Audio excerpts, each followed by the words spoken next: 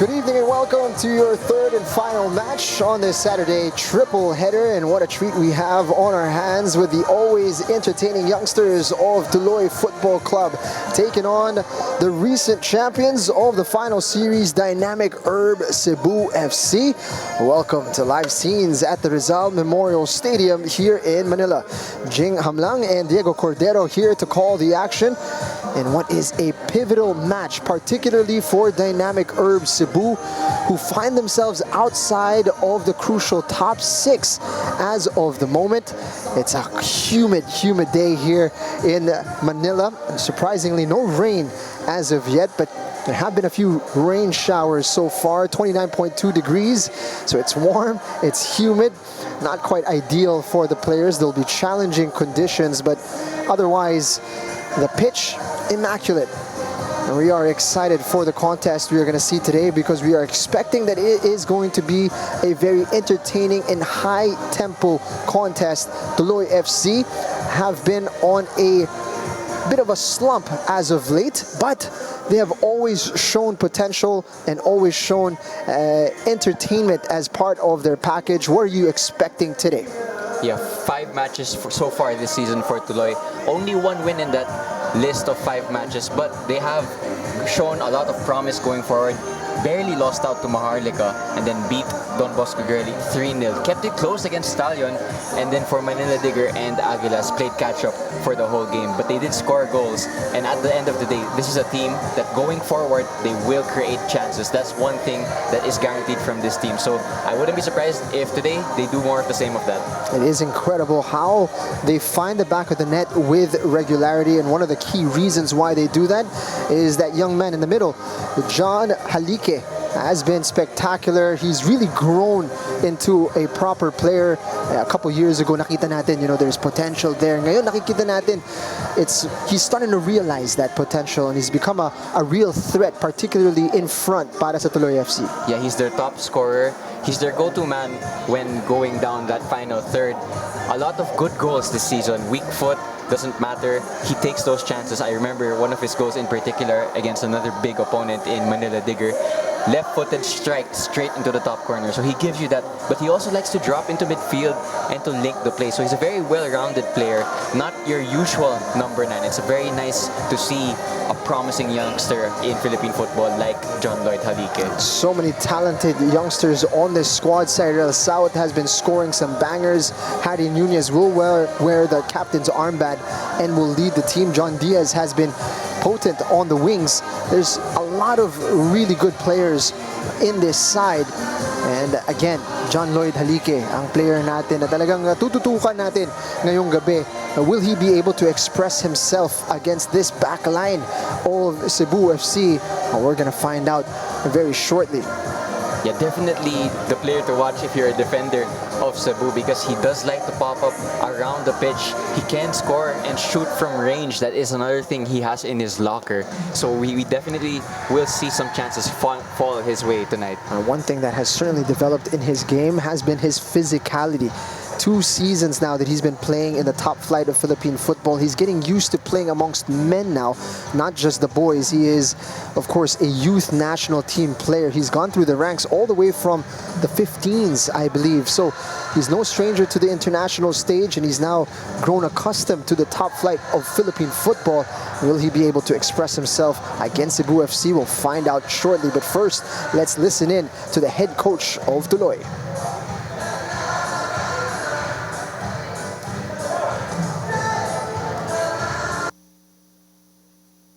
Hindi siya magiging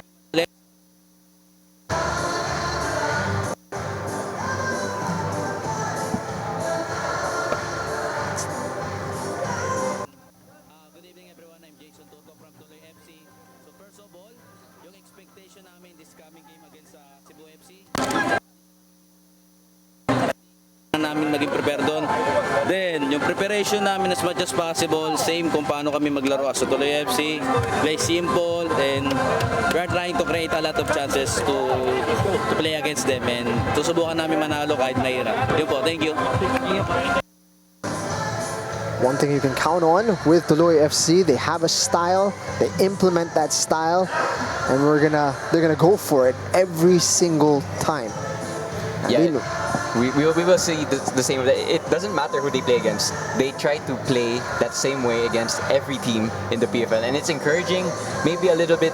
Sometimes it doesn't work, but it's encouraging nonetheless that they live and die by that philosophy. they're up against a dynamic Herb Cebu side who are fresh from a season where they've won their first silverware, but they haven't really gone on in this one and made the most of the momentum, so to speak.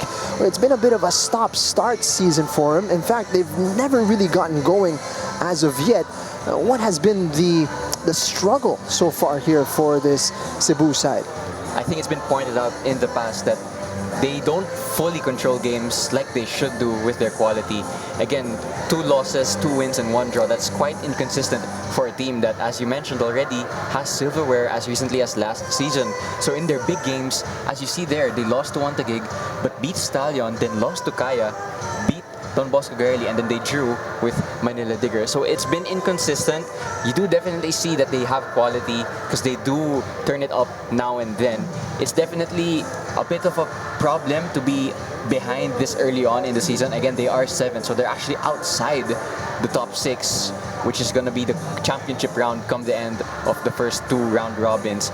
But I think for Cebu, they have to get up and running sooner rather than later. Otherwise, there might be too much distance to catch up with the other teams. Rico Andes back in the lineup. There will be no Amirul for them. He picked up a red card in their previous outing against Manila Digger. So here is the side that you have. Roberto Corsame will wear the armband for Coach Glenn Ramos. Abu C will be leading the line. It's a young back line for Cebu this season.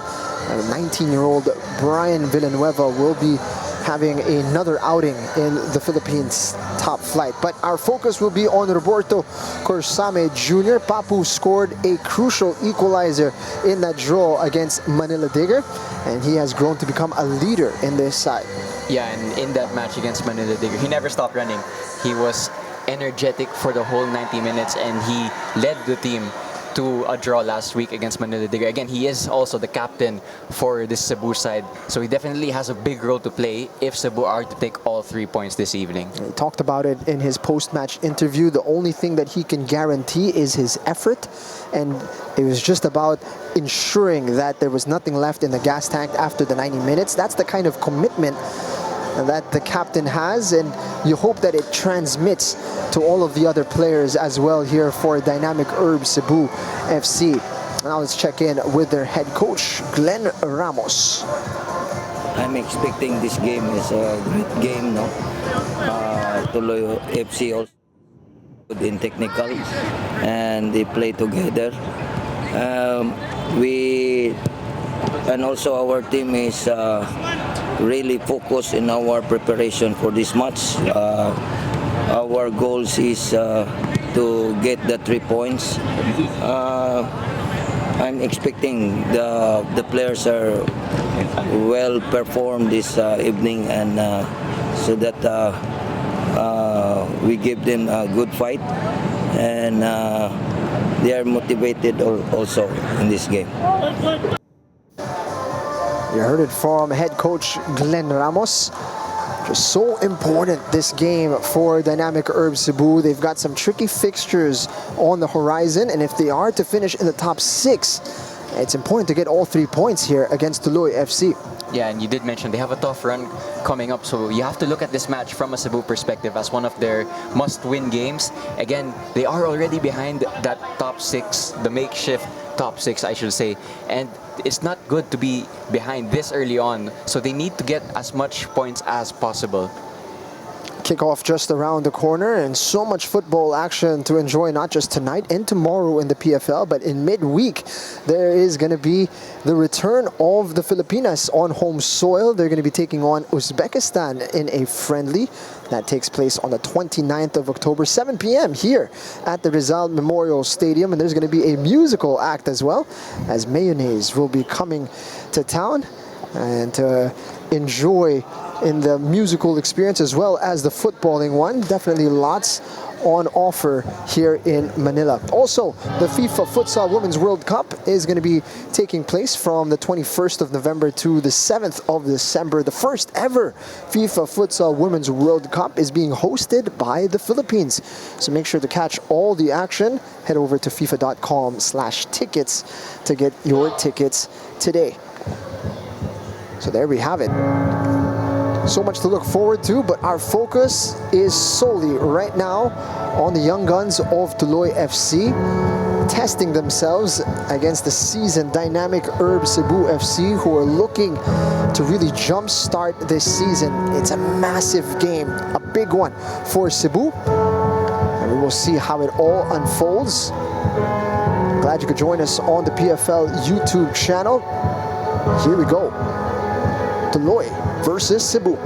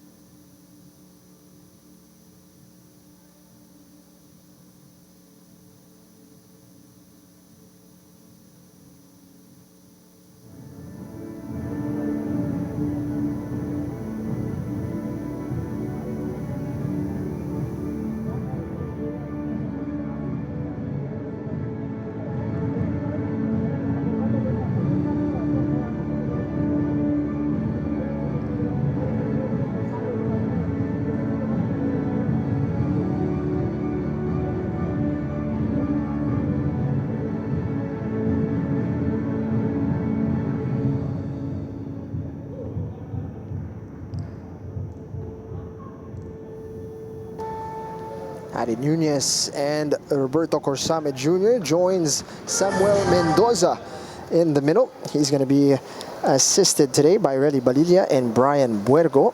Fourth official will be Crismel Cayabyab. Coin toss.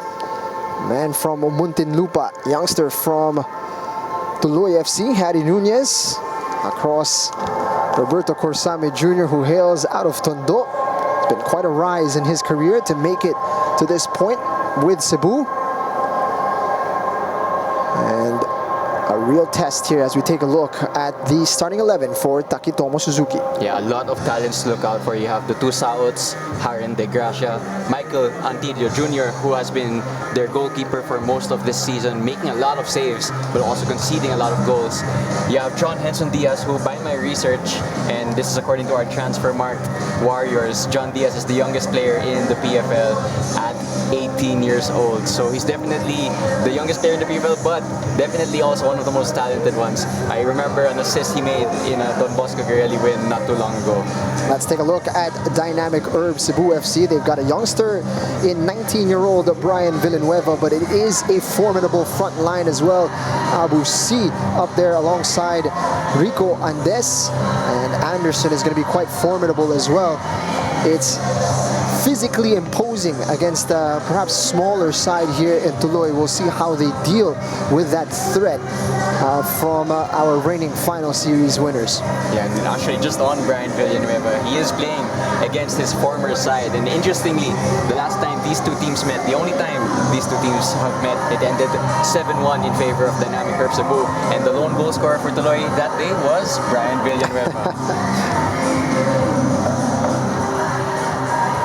Players are set. Of course, Tuloy in blue, Cebu in red. Takitomo Suzuki back on the sideline for Tuloy FC. Again, They are going to be sticking to the game plan. And we'll see if they're able to impose that game plan against a tough opponent here in Cebu. Villanueva's first touch. Abu C dropping very deep to collect that.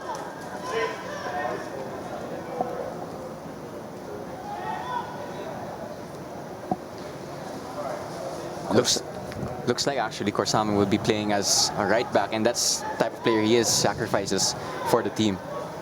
Villanueva venturing forward from the left back position. He's going to get an opportunity to get the ball in. And already a threat from Cebu in their first foray forward. That was a good cross from Villanueva. Cross that actually nearly flew into the back of the net. Looks like he'll be playing as a left back, but that won't limit him from going forward. Actually, interesting lineup from Cebu in general, because it looks like also Noah Leda will be in midfield. Of course, Gadia on the bench. Started in their previous contest against Manila Digger. So it does look like a back line of... meanwhile, Andes looks like he's shaping to shoot. Abu C, and Antilo is behind it. Yeah, two good attacks already from Cebu. Abu C just hitting it from distance, because why not? He did have the space. Actually has scored against Tuloy before, as they might get another chance here.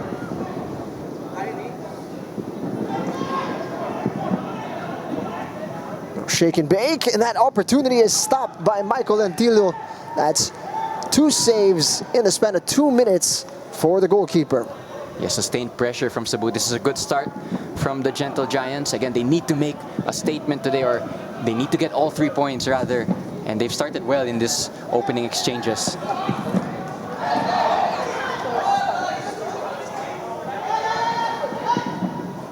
They do like to play out from the back, itong Tuloy. It is dangerous when you give it up just outside of your own box.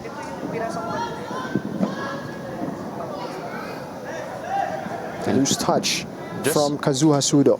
Just on this Tuloy team, I just realized now that it's probably also in the back of their heads that they want to impress before a certain SEA Games squad is selected. Again, a lot of these players in the Tuloy team are eligible for that squad. So they definitely want to play themselves into that contention. Again, one of those short passes from behind, just unable to break the first line, and that leads to an opportunity mula kay Rico Andes.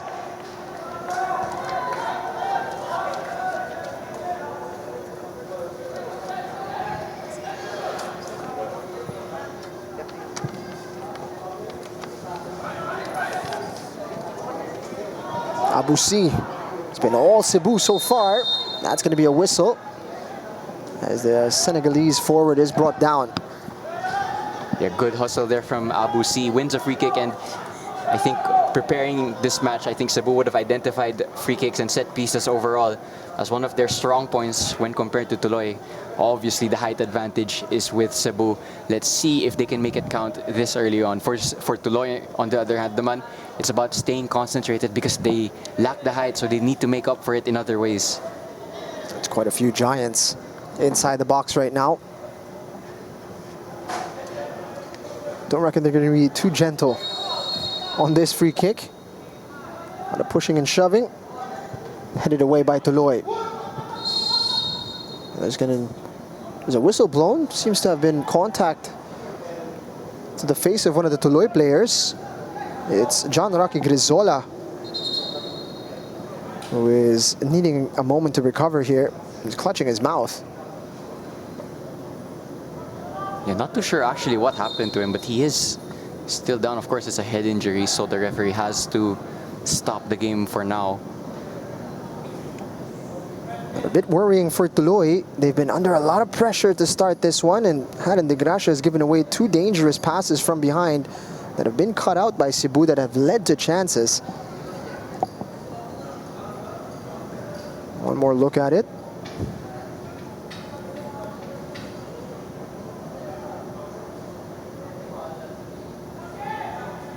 It looks like he might have made... Ooh. It was... Looks like with Noah Liddell where there was some contact. Yeah, Noel Little, probably not a player you want to get in too much contact with. He is a unit, by the way. Grizola is back up on his feet. I think Tuloy might just have to be careful now because for 1 or 2 minutes they're going to play with a man disadvantage.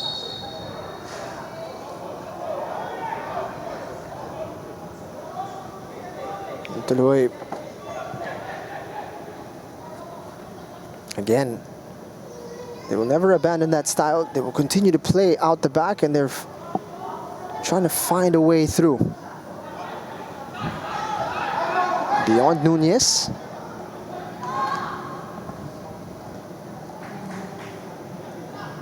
Rosquillo finds Corsame. He's got a bit of room.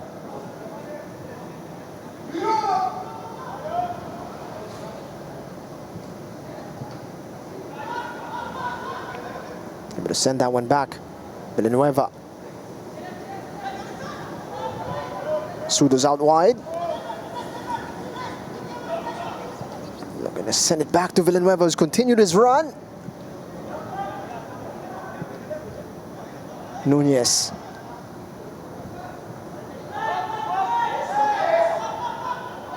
Finally, Tuloy may chance ditong huminga. Ledo getting behind that.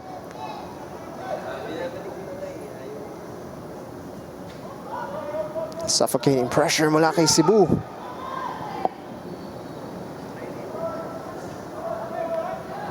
And Tuloy back in time, dispossessing. It's a really high press from Cebu. I think Tuloy still yet to have a touch in their own front third. They might have it now. Good switch from Halike, showing more of that all-around play. Diaz trying to feed the run. Couldn't find Lopanco. Yeah, interesting that Tuloy have gone with the front two for this one. It's Lopanco and Halike up front. Might just ask a few questions of that Cebu backline, those two forwards. Using his body well. Corsame on the overlap. Chance to get this ball in. And Antilo is there to deny. Yeah, another good moment there for Cebu. They're just asking questions down their flanks of this Tuloy backline. So far, Antillo has answered those questions well. But it's only a matter of time if they keep conceding space down that side that Cebu create a goal-scoring opportunity.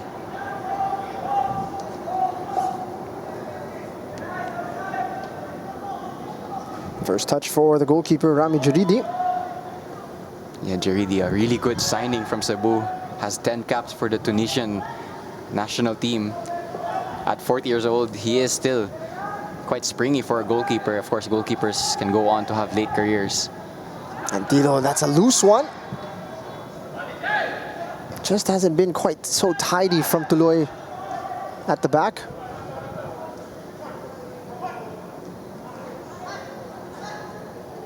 Doing well, nice dip of the shoulder.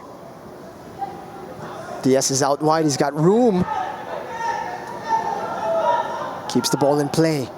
Diaz attacking. And that's great defense from Villanueva. Yeah, Villanueva doing well there. Again, he is a right-footed left back, so it's not the easiest position to play. But he has answered that one-on-one duel against Diaz well. And to be fair for Villanueva, he's made a good start to this game as a fullback, also going forward. Great passing behind. Lopanco being shepherded by Rosquillo. Nabasa yung pasa ni Diaz. Villanueva sends that one long. Took contact on the release, and the whistle will be blown. And just interesting that Cebu have fullbacks in Villanueva and Corsame in their opposite sides. So you have Corsame, who's a left-footed right back, and Villanueva, who's a right-footed left back. Could just be something that Tuloy might try to exploit. Of course, in the end of the day, those are two really good players anyway, so they could still do a job in that position. Burst of pace. Great ball! It is the opening goal for Dynamic Herbs Cebu. A striker's finish from Rico Andes opens the scoring for the Gentle Giants. Yeah, Rico Andes, he's been in fine goal-scoring form this season, and he continues it tonight against Tuloy. This is a really good finish. First touch, doesn't overload it with power. Instead, he just makes sure that it finds the back of the net with his placement. But what about that assist also to find Rico Andes in so much space? And from that distance, you'd fancy Rico Andes all day. Antilio might just be a little bit disappointed that it went underneath him. But in the end of the day, it's Rico Andes who will be the most happy from that scenario. Great little burst of pace on the right side to create the opportunity. But still, a great finish from Rico Andes. Yeah, what a season he is having so far, the number 10 of Cebu. Definitely one of their crucial players for the rest of the season because of the way he's played himself into that starting position.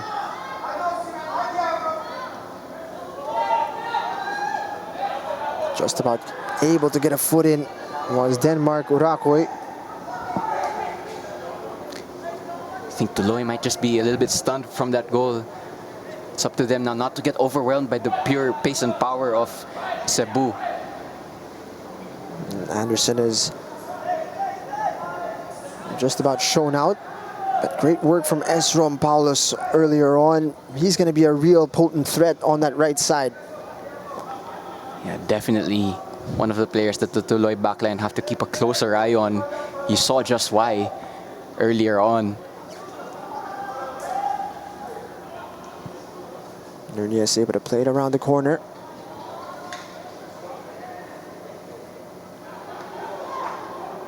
Cebu, with the start they were looking for, able to get one early, ease the pressure.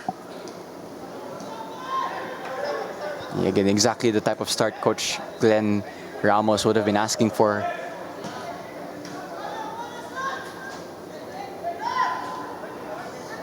Halike. Antilio under pressure. It's a tough one for Nunez to control. Sudo! It's the second for Cebu. Well, Nunez, hands on his hips, asking his goalkeeper, why did he give him that pass? Because it was a pass with so much power, and Nunez did his best to try and control it. But trying to control a pass with that much pace, it's no wonder that it was nicked, and no wonder that a goal-scoring opportunity was created. And from that angle and from that distance, there was only going to be one outcome for Cebu. 2-0 now, just 12 minutes in. Antilio plays it quickly. Sudo pounces after that loose touch, and he's committed there. It was a tough one for Nunez to control, and Antilio committing early, leaving his near post open. And again, Tuloy looking out of sorts here.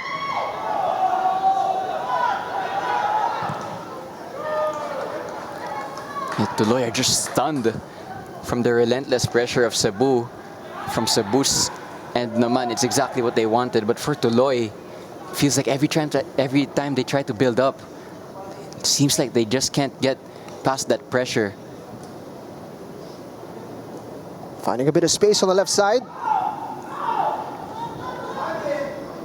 It's a good run forward, and he just eased off. A good defensive work there from Camis. Doesn't actually touch the ball, but he just shielded his opposite attacker, and Jaridi would take that all day. Great exchange. See out to Paulus. He's up against two. He ran into trouble. Halike. He's got a free roll to roam. It's great work from Sudo. Well, I'll tell you what, Sudo already has a goal, but it's his energy off the ball also that is causing problems for the Tuloy build-up. And that's why it looks like he's been given the start at left wing tonight, and he's already repaid his manager's faith.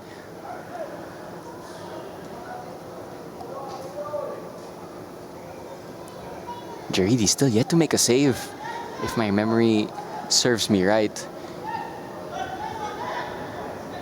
Leto. Spots the run. It's just beyond Paulus. Flag was up anyway. It's been a worrying start for Tuloy FC, and you can see very animated on the sideline. Their assistant. Not a lot has gone right for Tuloy as of yet. Yeah, and very quickly, this match for Tuloy, it's become a little bit of damage limitation this early on. They just need to calm the game down a little bit, because at the moment it's being played at Cebu's pace. And all the duels and all the 50-50s are going Cebu's way. Tuloy just need to regain a little bit of that composure that we're used to seeing them with. Halike is surrounded by three. Still manages to find a way to keep possession.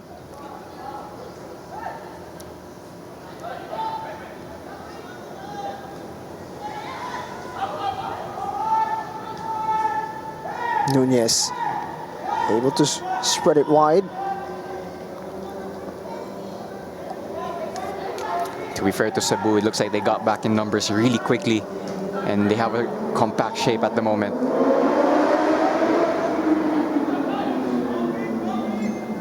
Of course, as a reward to their trophy-winning season last year, they will be playing on the ASEAN stage. Itong Cebu. Yeah, 1 out of 3 teams that represent the Philippines in international club football.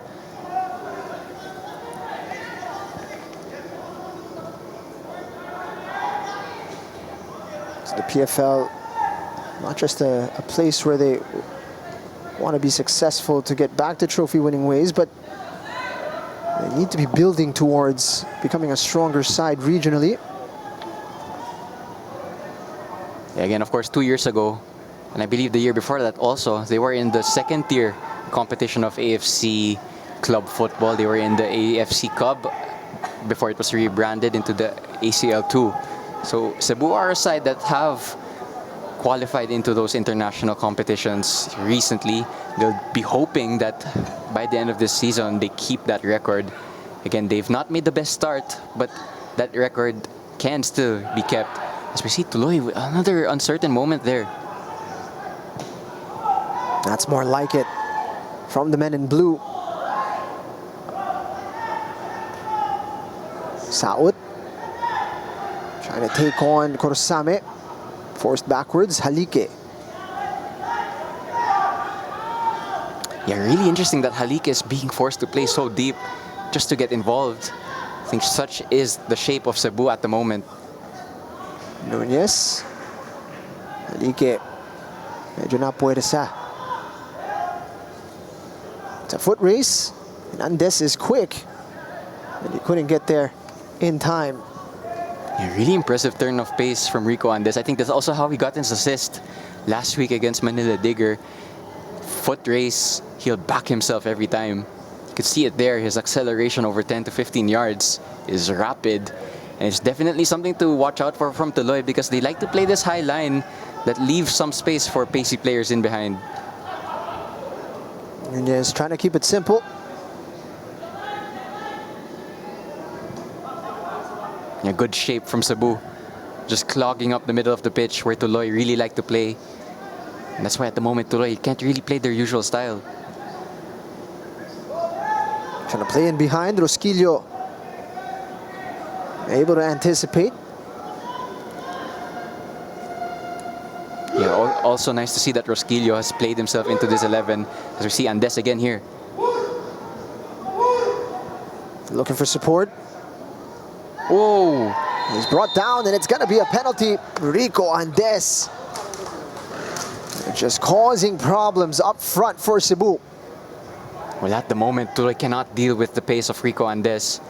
He saw it again there, running into all the space left behind by the high line of Tuloy.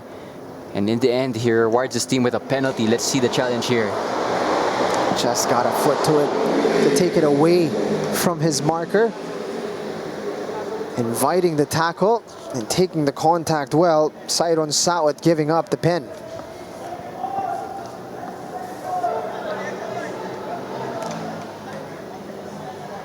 Looks like Rico Andes has given up the opportunity to allow Ezram Paulus Palos is off the crossbar. Well, that's a let-off for Tuloy. And Andes, having already picked up the ball and put it on the spot, might be regretting that he gave that penalty away. But in the end, Tuloy just dodged a bullet there. Trying to ask too much of Anderson.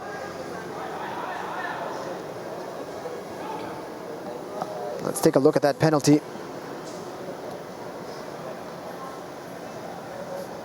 Until you're forced to watch, pero malakas yung dasal.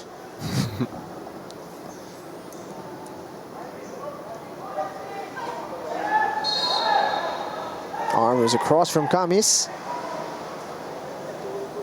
Manhom Buku called for the foul. Yeah, really aggressive play from Kamis, following his striker all the way into midfield. Looks like he's been instructed not to give any space to the Tuloy number 9s. And again, it's the solid shape of Cebu. You actually see Paulos dropping all the way back to form a back 5 at times. That's how solid they are. And that's why Tuloy can't really find the spaces that they usually find against other teams. Ooh.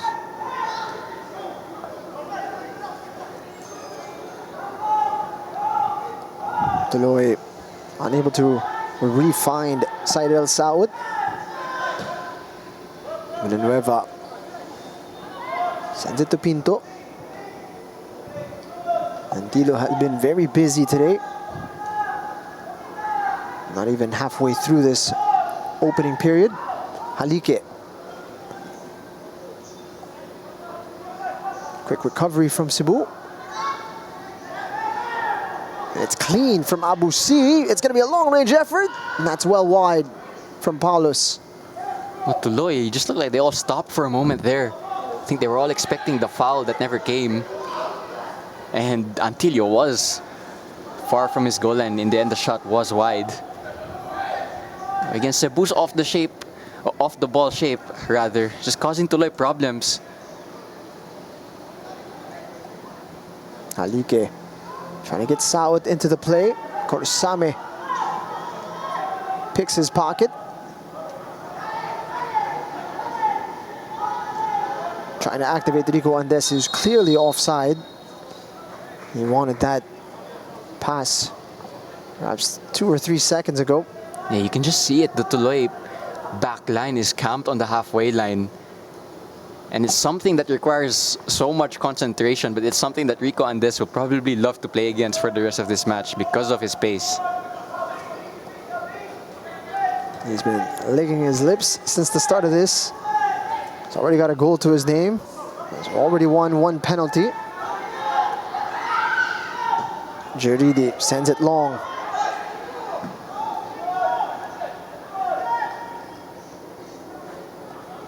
Tuloy enjoying a bit more of the ball inside the opposition half. Haven't quite found a way through.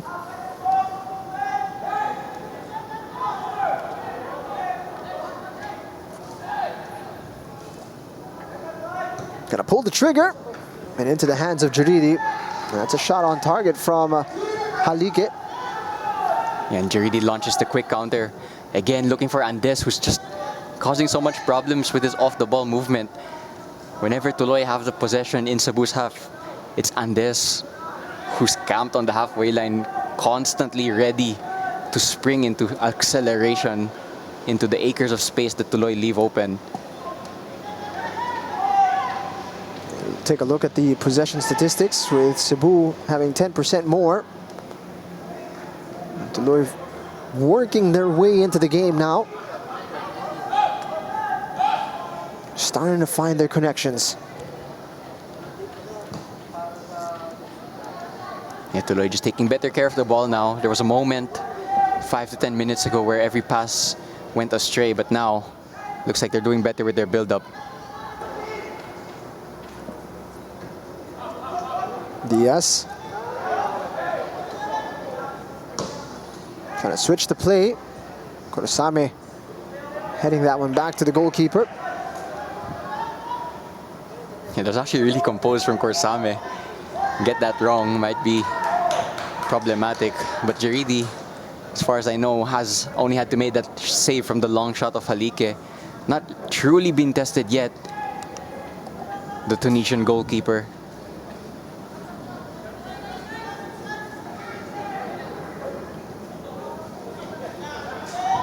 That missed penalty, Tuloy handed a lifeline. 3-0 would have been a different story. This one hasn't got out of hand just yet. Hindi lang puntos ang hinahabol dito ng Cebu. Goal difference seems like it might play a factor this year. Yeah, this early on, you already have so many teams on the same number of points. So you do imagine if that trend keeps up, goal difference would be a crucial tiebreaker for any team in any part of the table. Yeah, with Stallion getting a hefty victory against Philippine Army, Cebu will be looking to stay in step.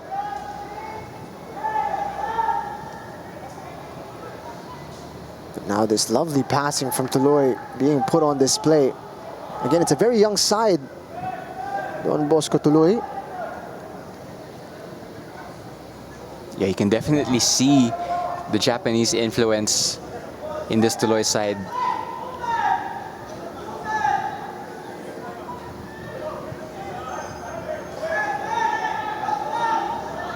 Villanueva unable to find a teammate. Just a bit soft on the pass. I actually think the referee has awarded a free kick to Tuloy.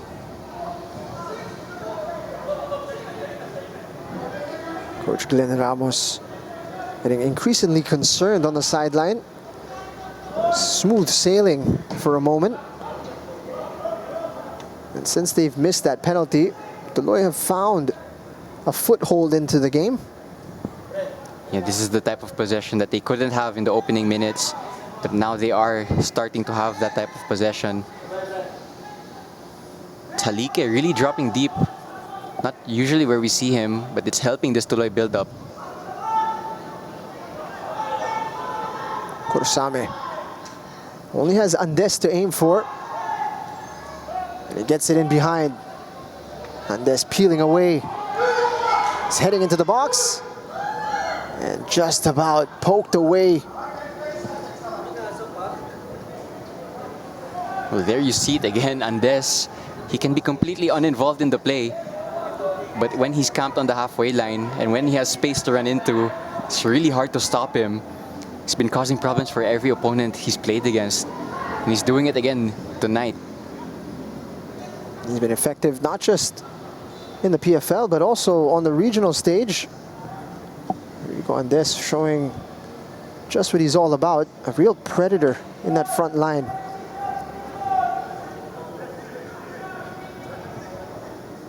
And very impressive that he's played himself into the starting role for Cebu.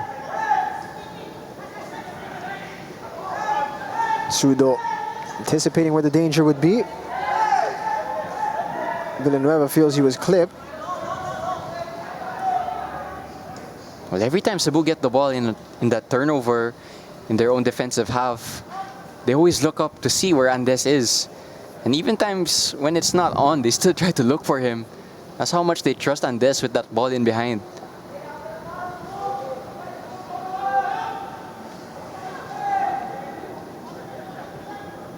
Nunez unable to find Saud, who had taken the front position. Halike is in a free role. Everybody's just adjusting to him. Yeah, Halike, still the only player to really test Jaridi, and even then it was straight at the goalkeeper. Would probably still want to get more chances in this game. At the moment, he'll probably be feeling that his supply is not that good. Paulos just drifting past his man. Oh, a pass. Corsame getting forward. Left-footed strike. Oof, that might be an answer to why he's in that right back position. Corsame venturing forward from right back, given the space to take the shot. So it was on. For a split second there also, it looked like Antilio might have dropped it in front of a Cebu player. In the end, he recovered just in time.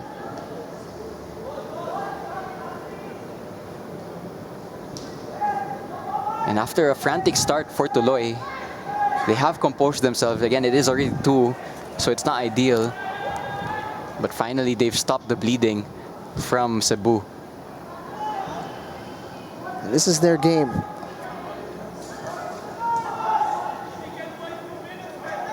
And that final third still proving quite a riddle for them. Cebu able to plug all the gaps. Yeah, Halik is trying all sorts of different positions at the moment, trying to get more involved in this game. Going for it from distance, Jaridi tested at his near post. Well, from a Tuloy perspective, they'll be saying finally, after 30 minutes, we've tested Jaridi, and Jaridi is not happy with the fact that there was actually a lot of space for that shot to be taken, and it was goal bound. So in the end, it's actually a really good save from the goalkeeper. Looked like he was wrong-footed for a moment.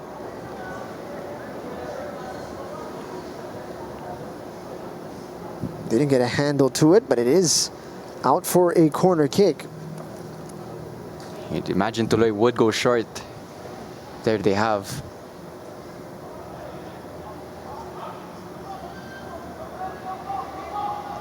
Forced away from goal, but it's Nunez. Left-footed strike just wide of the target. And done well to wrong foot Abusi before releasing. Warning signs being fired by Tuloy. Well, Coach Glenn Ramos is not happy with something because he's actually going to ready a substitution 31 minutes in. I don't think this is injury related unless there's something I don't know of. But there is a substitution getting ready for Cebu.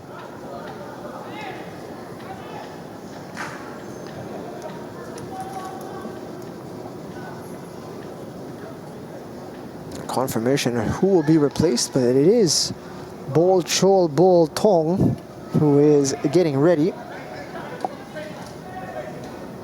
By the way, that might be the best name in the PFL so far. That is quite a name.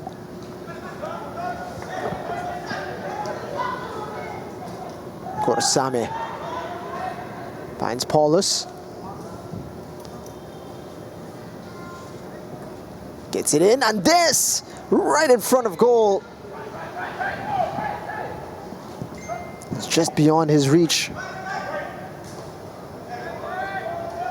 Pinto. And Sudo. Showed too much. Ooh, again, Tuloy. We could have seen that one out. Instead, played the ball back into their own box. Playing with fire. Well, they shot themselves in the foot there. And it's going to come back again. Korsame. And Abusi. Like a shot out of anger. It's well into the stands, and here is the substitution. It's going to be Esrom Paulus who comes off. Looked dangerous on the right flank. And then missed the penalty. And now he's come off. Substitution for Cebu FC. Player number 19, Daniel Paulos, replaced by player number 33, Baltong. Yeah, it looks like Abusi will just drift out to that right-hand side where Paulos was. And actually, no. It looks like Tong rather, will go to that right-hand side. And Abusi will stay at the midfield. Interesting that there's a substitution this early on. And as far as I'm still aware, it's not injury related. They're clearly unhappy with something about Paulus's performance.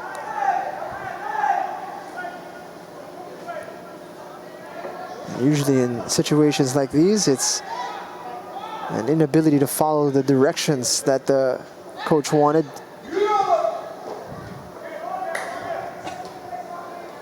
Nunez receiving under pressure.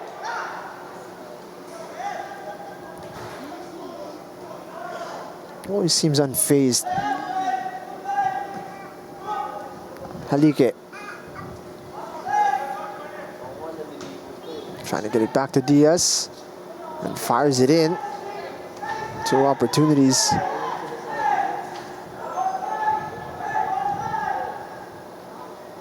Tong gets it back. Again, it's a very high line from Tuloy. Sudo and Andes just looking to spin in behind at any given moment. Sudo. Been a constant threat on this left flank for Cebu, but he's being closely watched.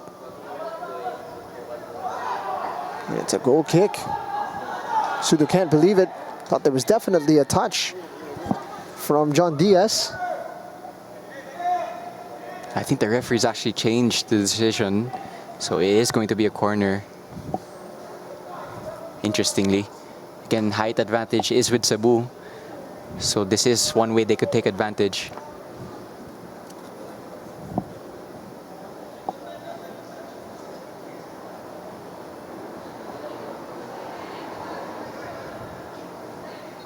Delivery will be given by Sudo. And a lot of shoving inside the box. As you can imagine, Cebu will be looking to take advantage of the stark contrast in their physique. Far post, and Tilo completely out of the play. Well, Antilio went out to punch, but he was nowhere near it. He's very lucky actually that no one turned it in, because his goal line was vulnerable. He's bumped into his own man and fallen down. Goalkeeper pulled at this point. Oof. Actually could have been a penalty, it looked like. Yeah, Tong was kicked from behind. It's going to be a corner kick. some messy moments there for Tuloy. They have another corner kick to deal with.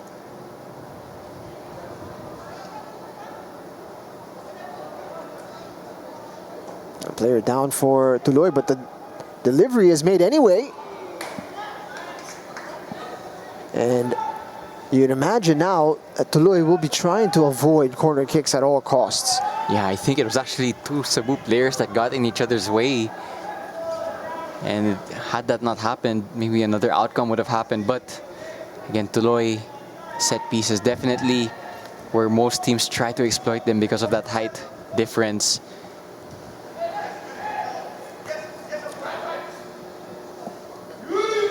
Halike. Taken away by Pinto. Tried to get it back. Not too much of the man. Anderson shrugging off the defense, and it's going to be Tong inside the box. Tong trying to wriggle free. He's a tricky one, and it's going to be another penalty. Well, they didn't learn their lesson after the first one. And there it is again, it's another penalty. Late challenge. It's a guilty look. No protests at all. Second penalty given away. John Rocky Grizola. Clarong-claro dito. Has a second bite at it right here.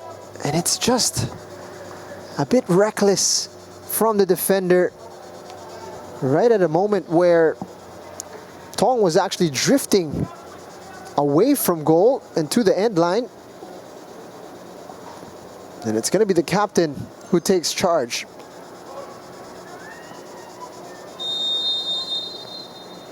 Roberto Corsame Jr. buries it for Cebu. Well, that is how you take a penalty. And Corsame leading by example. That's now 2 goals in 2 games for the captain. So he maintains his goal scoring record. Antilio sent the wrong way. And Cebu will be happy that after missing that first penalty, the second one was more clinical. Take a look at it here. Makes it look simple. Goal for Cebu FC by player number 20, Roberto Corsame Jr. A real letdown for Tuloy, who have done so well to get back into this game. Yeah, Tuloy did well to stop the early bleeding. but the penalty might just take the stuffing out of them.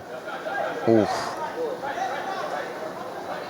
And quite interestingly, actually, it was actually oh, there's a chance here after this. But as I was saying, it was actually Abusi who put the ball down on the penalty spot. Looks like he also gave it to Corsame. Corsame repaying the faith. 5 minutes to go in this opening half.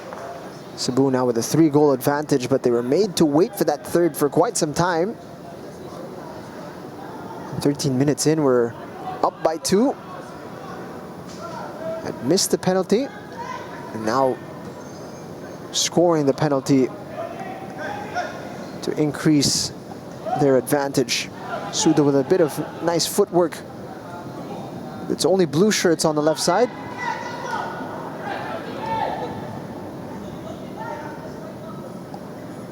Yeah, Sudo, they're just running into traffic. But definitely an exciting player also to follow for Cebu and for the Cebu supporters, who, as far as I'm aware, also host watch-alongs every time their team plays. So they do have watch-alongs in their own stadium. Of course, it's not just a stadium. I believe it also serves as a cafe and restaurant. So it's nice to see that they've built that from the ground up. I'd imagine there'd be quite a party atmosphere over there in the Cebu home. Yeah, and just on that venue creates quite the atmosphere every time there's a game there. So Cebu will probably miss that atmosphere whenever they're not playing there. And sigurado yan ang inaabangan nila in the future rounds of the PFL, to get back in front of their home fans in that electric atmosphere. Yeah, their record at their home ground is really strong. Dynamic Herb Sports Complex. A very difficult place to go to. The crowd really playing a factor in how games unfold. Yeah, and I believe every time they play there, it's packed, no? So that's a very impressive feat that Cebu managed to accomplish every time they play a home game. And I believe when there are no PFL games, I think they also use that venue for other grassroots football stuff. So it's very nice to see that that venue, only a few years old, is already becoming a big part of Philippine football.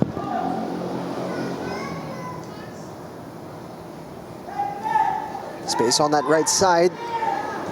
Early cross. It's going to be easy for Jiridi. Didn't get the curl on it.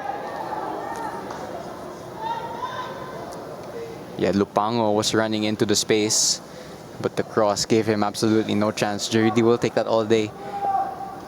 And apart from that one save from long range, there's a chance here actually for Cebu. Tong again causing problems on the right side. This time safely into the hands of Antilo. Well, Tong, despite his height, also looks to be a rapid player. That's now a few times. Also, along with the penalty win, that he's been found in behind the Tuloy backline. So he's repaying his faith to the manager for subbing him on this early on. Yeah, and that's something that we did not get a chance to mention actually, is it's an inspired substitution from Glenn Ramos. Instant impact mula kay Tong. It's quite some conviction from Glenn Ramos, dahil hindi naman masama yung pinapakita ni Paulus. Actually was involved in a lot of the dangerous moments for Cebu, but felt there was more to be offered on that right flank, and he's gotten it in the form of Tong. Yeah, of course, Glenn Ramos, very familiar figure in Philippine football, especially in that Cebu area, from grassroots and now all the way to PFL. Oh. Advantage being played as Diaz goes to ground. Alike. Ledel able to get a foot in. Of course, Ledel didn't play last week against Manila Digger, and I think Cebu might have missed his presence. But he's back now in a midfield role, quite interestingly. But Ledel, definitely a player to watch out for, especially for the national team setups. A constant call-up to the U23. I'd imagine he's thinking about the senior team sooner rather than later. Lovely footwork, and Andes is free. It's a great stop from Antilo. Well, again, the movement of Andes, really smart. There was a moment there he nearly strayed offside, but he curved his run to perfection. And he might be thinking that he should have scored there, but that was actually a good save from Antillo. Came out and made himself aggressive. And another opportunity made by Boltong. You have to say the whole name.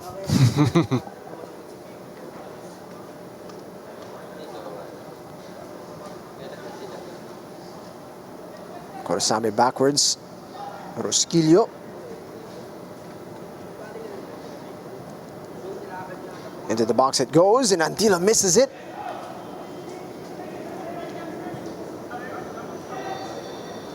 And that was uncertain from the goalkeeper. He's lucky that no one was there to punish him from a Cebu shirt. Rakoy just showed too much to Andes. And there's been one or two moments like that in the first half where Cebu didn't have to do all that much to gain back the ball. It's a great find from Nunez. Halike in support.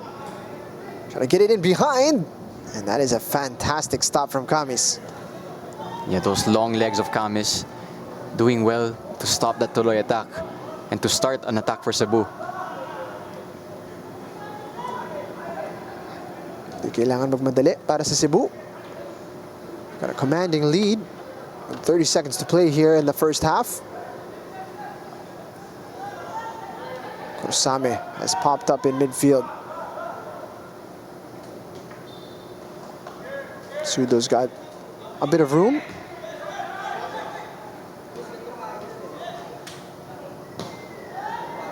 See, showing his range. A good diagonal there from Abu C. And he's played as a striker for most of his career, but he's given this new role in Cebu. Led with a long-range effort, and that should be the final action of this first half. A whistle blown in the middle by Samuel Mendoza. And it is a commanding lead Ladies and for gentlemen, the Gentle Giants. Rico Andes got the party started. Nil. Dynamic Urge Cebu Goal FC. scored just 3 minutes after, courtesy of Sudo. And then Corsame tucked one away from the penalty spot. 5 minutes from the break. And that's where we stand. Tuloy FC trailing by 3 after 45. VRPFL for more.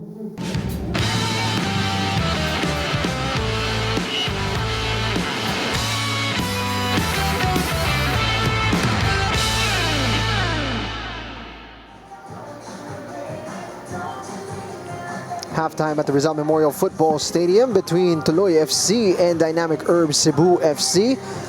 3-0 advantage for the Gentle Giants as of the moment.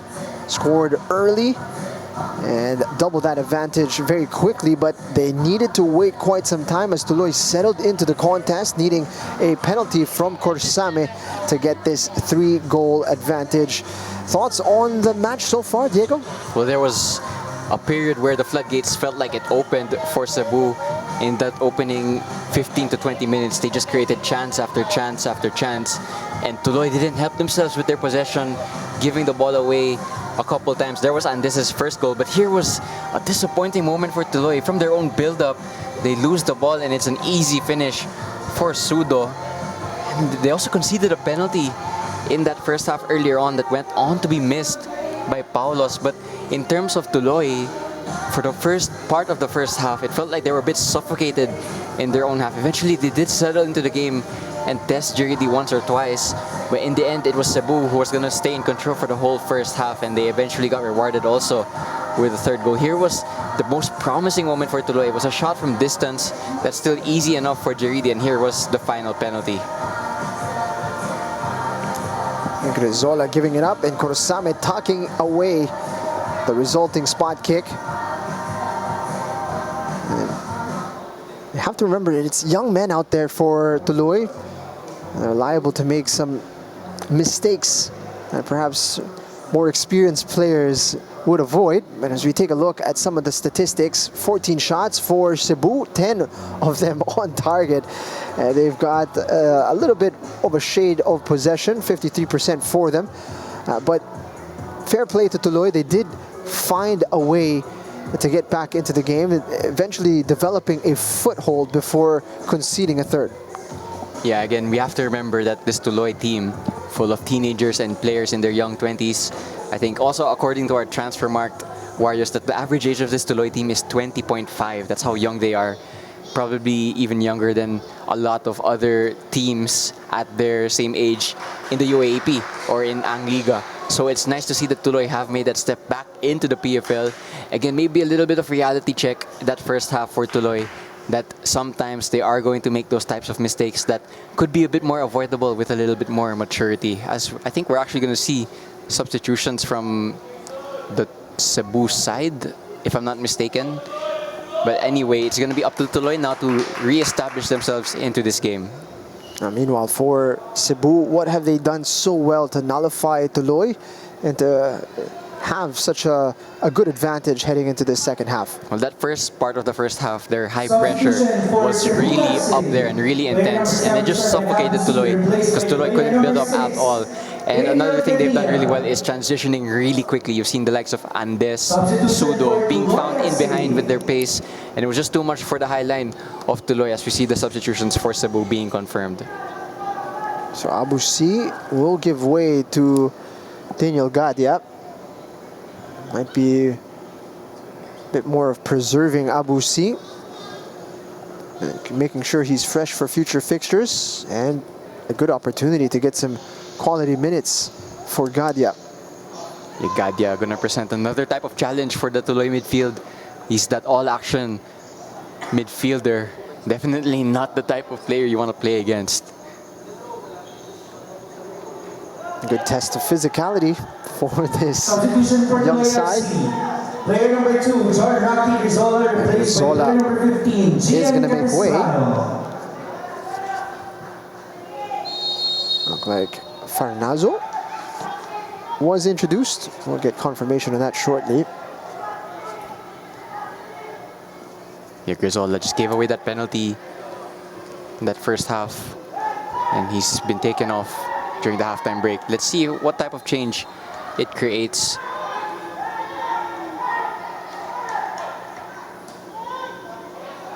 Looking for Tong, trying to cushion that into the path of Andes, who had a different idea. Great touch in the pocket. Kamis cutting out the through ball.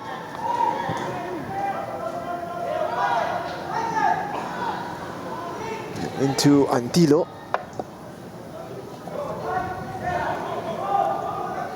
Well, every time Cebu win back the ball, the first look is towards Andes and Tong, because they're really, really rapid, and their sprint over 10 to 15 yards, it's just too much. Saud unable to deliver that, and denied at the first barrier.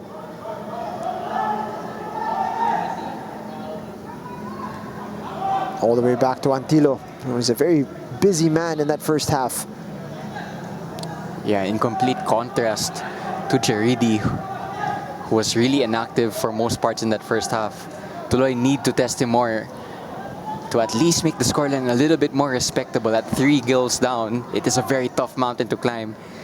But from Tuloy's perspective, at least maybe make the score a bit more dignifying towards your end. Murakaway hasn't found much joy going forward.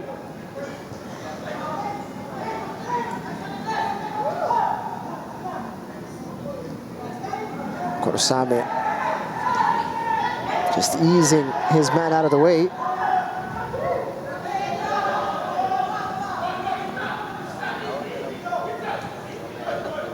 Pinto back to Tong. Ledel getting numbers forward now.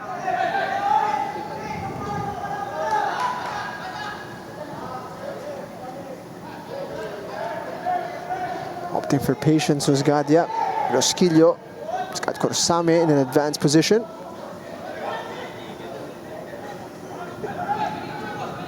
Tong in support. Pinto gets it back to Tong, who's onside.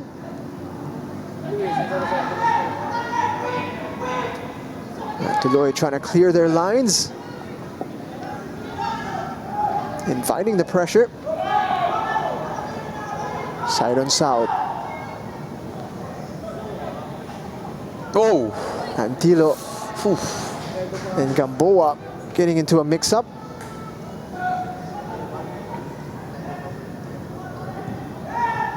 Well, somehow they figured out a way to get out. And here they come in transition. A chance here, just wasn't cushioned. And that is Tuloy football in a nutshell right there. Well, it started all the way from their goalkeeper, nearly giving it away to Andes. And somehow they escaped that pressure, but that chance just fizzled out towards the end because it looked for a moment that they had numbers. In the end, the shot was taken from quite a tight angle.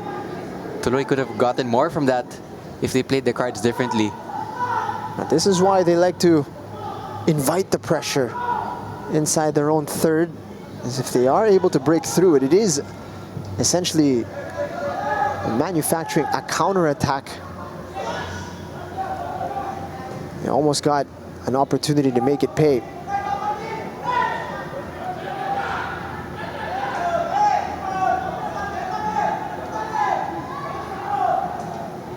Oh, this is trouble for Tuloy. Antilo gets a hand to it. Well, in complete contrast to their earlier play where they went from back to front, that was where it went wrong. Giving it away in a very dangerous position. Sudo will be feeling that he should have gotten more from that. Actually, really aggressive goalkeeping there from Antillo, but it pays off. But that was a dangerous moment. Could have been 4-0 there. Oh, perfect encapsulation of the risk and reward of this style of play of Tuloy. If it works out, you're racing towards the opposite end, forcing the other team to scramble. If it doesn't work out, they're right on top of you. And Cebu, to be fair to them, they've continued that high pressure on Tuloy. It's been relentless from them. And it's even led to a goal. You do imagine that as things stand, if they continue that high press the way they are, it could lead to more goal-scoring opportunities. Corsame has taken the wide position. He's been found very well. Ledel, shot is blocked.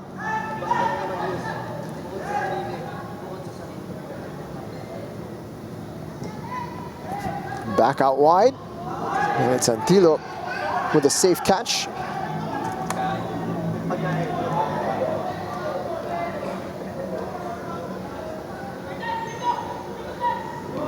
Yes, Cebu, just complete contrast to Tuloy, who like to build up. Cebu naman, they like to go direct, but Tuloy could be in here.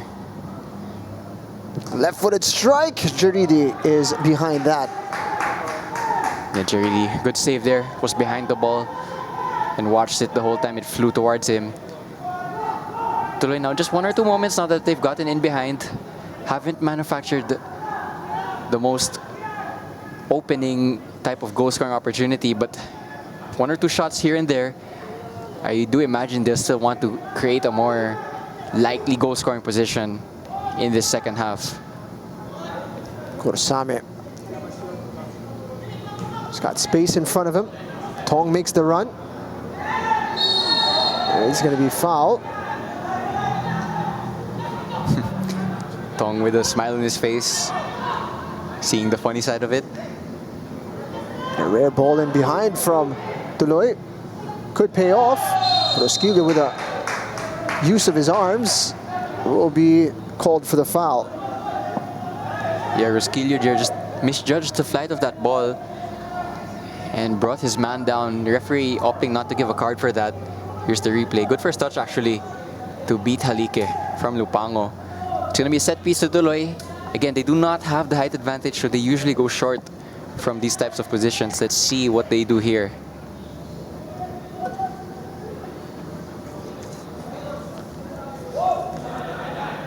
Side on Sawat over the ball.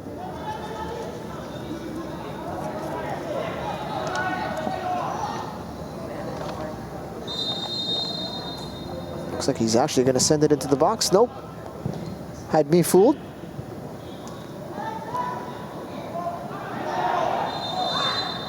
And Gadia. That patented physicality in midfield. He's drawn some frustration from his counterpart. Lupango loses possession and Cebu able to go the other way.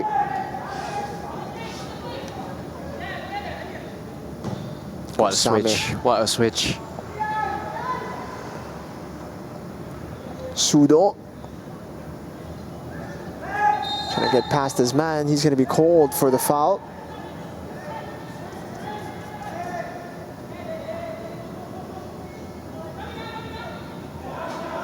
A bit of a contrast in defending styles. Left back and the right back of Tuloy. This one not committing to any challenges.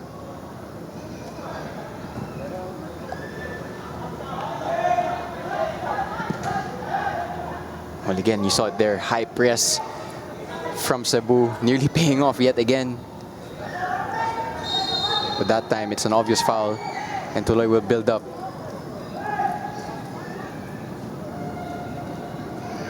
Able to turn. Gadia. Rather, that was Villanueva who was strong in the challenge. Good, solid defending.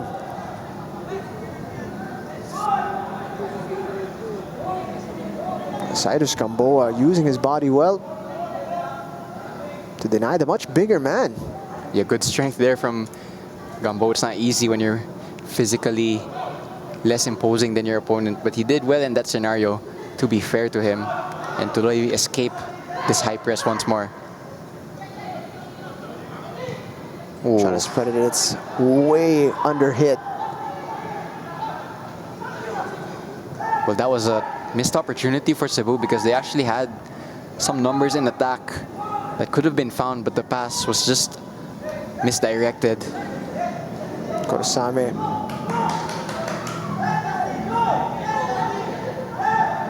Felt like he was pushed in the back. Didn't get the whistle.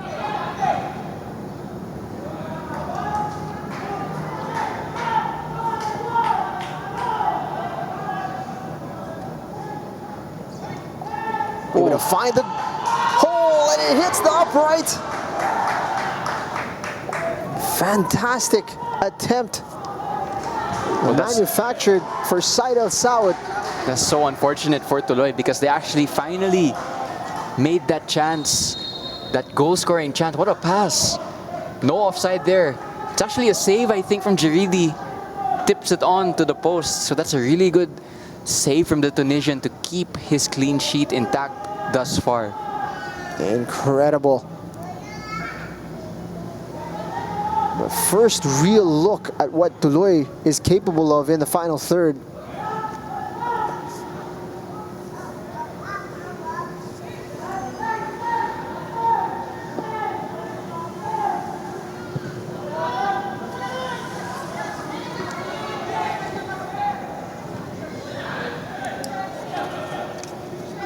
Well, Tuloy, it worked there, and that's the type of chance they want to manufacture when they do play with their build-up style.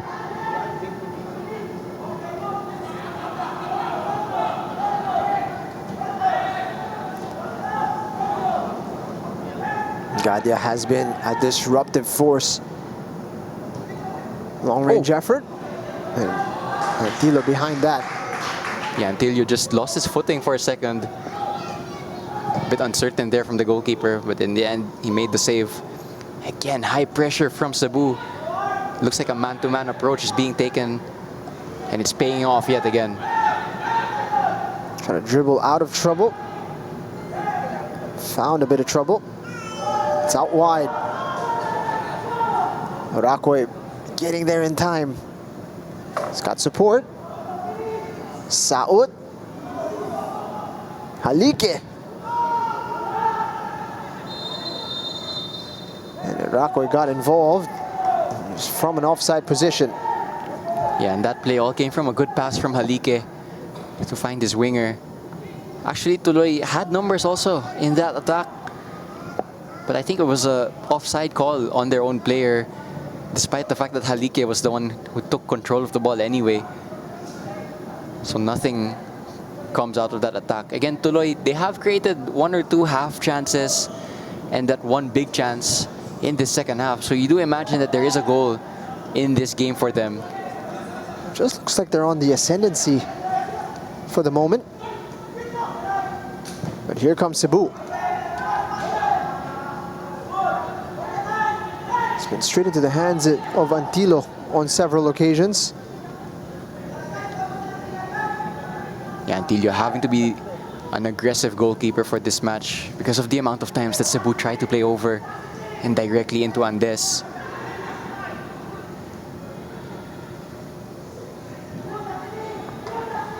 Making his way forward, Lupango gets beyond his man. Can he find a teammate? Oh, he's cut it back to Daniel Gadia. Well, he had a player in the box for the cutback. In the end, it didn't find him. He actually had 2 players up there with him, but it was straight to Gadia. And you saw the frustration from the Cebu coach, or from the Tuloy coach rather. Andes making a run, unable to bring it down. And possession statistics are swinging. 48% now to Tuloy. See the coaching staff really animated. Chance here for Cebu, and it's a fantastic opportunity. And what a missed chance. Rico Andes unable to sort out his feet in time. And looked like a gimme. Well, Coach Glenn Ramos is livid with the way that chance panned out, because the moment Andes gets the ball, you think there's going to be one outcome and one outcome only. And then the chip was off target. Tuloy escaped there, but Cebu would be feeling that it should have been another goal. It was an opposite of how he took his first goal. And this time he took his time instead of taking it first time. And the chance goes begging for Cebu. And into the hour mark we go. Still scoreless in the second half. Cebu haven't been able to build on their advantage, and Tuloy have been getting closer and closer.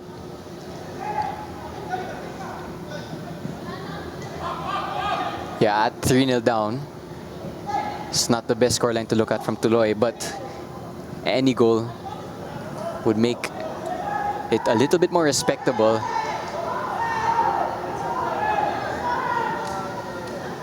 Player down, Lupango seems to have taken a bit of studs to the foot.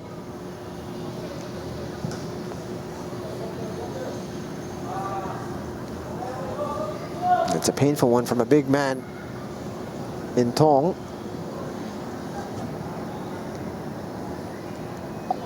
And Tuloy, aside from gifting Cebu a few opportunities, have done much better in this second period. Yeah, if you take the silver linings, it's scoreless, as you mentioned, in this second half. And they also had that big chance to add to the scoreline, get their first goal. In the end, it was tipped onto the post. For Tuloy, at least, you can say from them that they stopped the momentum of Cebu from that first half, because there was times in that first half where it felt like Cebu could get a lot of goals in this game. Sudo has switched flanks. Looking to find a bit more joy on the right side, but Villanueva is trying to find the penetrating pass. Well, every time a Cebu player gets on the ball, it's Andes darting in behind. Reminds me of a very certain Jamie Vardy. Just plays on the shoulder constantly, looking to get in behind every possible chance, as there was a foul there on Pinto. And Nunez called for the foul.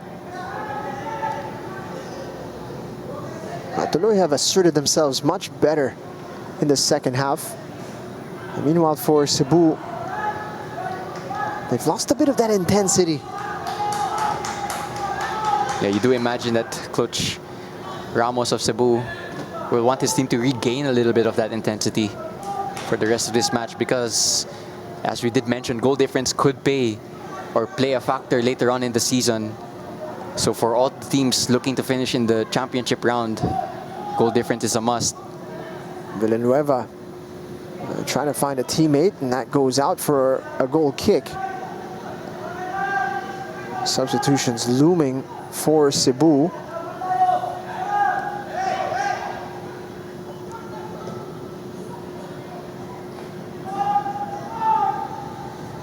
Again, if you are from the Tuloy side, again, you do have to acknowledge the youth of your team. But you must also be saying to yourself that this could be quite some team if they stay together in the next 3 or 4 years. Sudo couldn't connect with Rico Andes. So much room for Halike to exploit. It's 4-4. It's a great pass. Saud!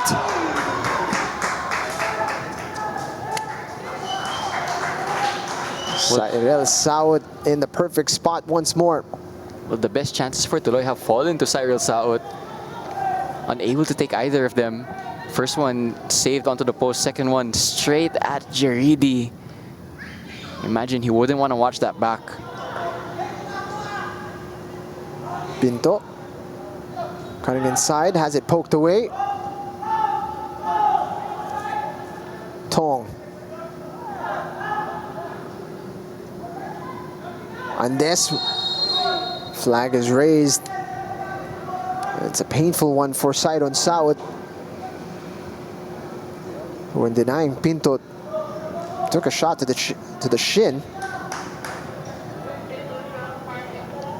And just seeing some Tuloy players also just stretching their calves a little bit. Might imagine there's a little bit of fatigue in this Tuloy team at the moment. Again, in terms of fitness, you'd also fancy Cebu in this one for the last part of this match. Gadia. Bit of a dangerous pass going backwards to Camis. He's going to be called for the foul. Yeah, Camis actually did really well there, because nearly turned into a pass in behind for Tuloy. That back pass from Gadia, as Cebu will actually also prepare another change momentarily. Hannibal Ahmed Bond being readied. And it is going to be in place of Rico Andes, who's unable to add to his tally. Replaced by player number 55, Hannibal Bond. After 20 minutes, Coach Glenn Ramos has seen enough. And this certainly had quite the opportunity to add to his total. It just took a little bit too much time in front of goal.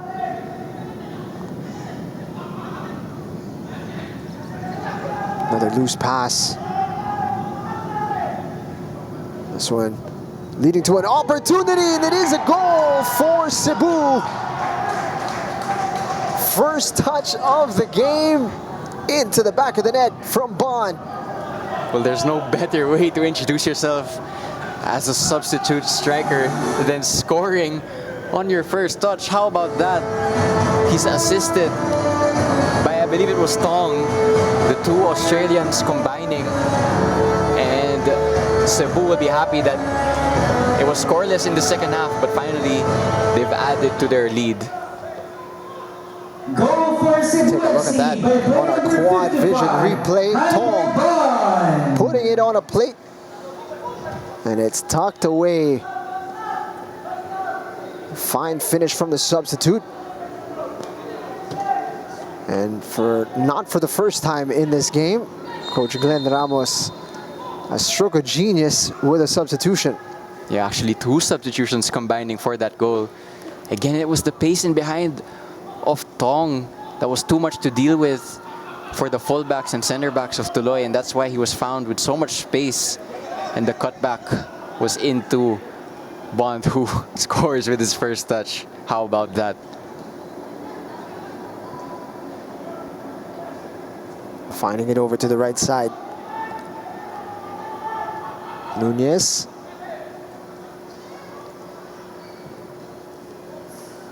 touched on. Finally, we see a goal in this second half. It was a 22-minute wait. In the end, it was well worked from Dynamic Herb Cebu. Again, available in behind, trying to set up his teammate. It was the same combination. Once again, Tong to Bond. Again, the two substitutes combining. Definitely something to watch out for the rest of this match.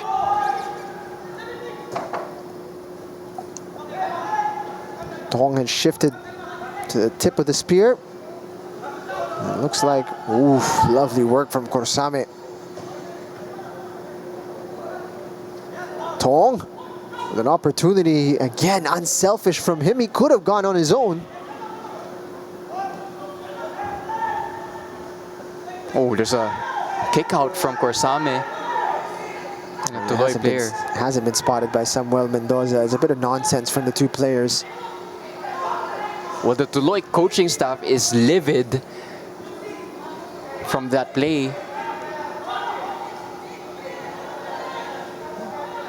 Diaz and Corsame getting involved. And almost a fifth for Cebu. But certainly that moment, something to be considered.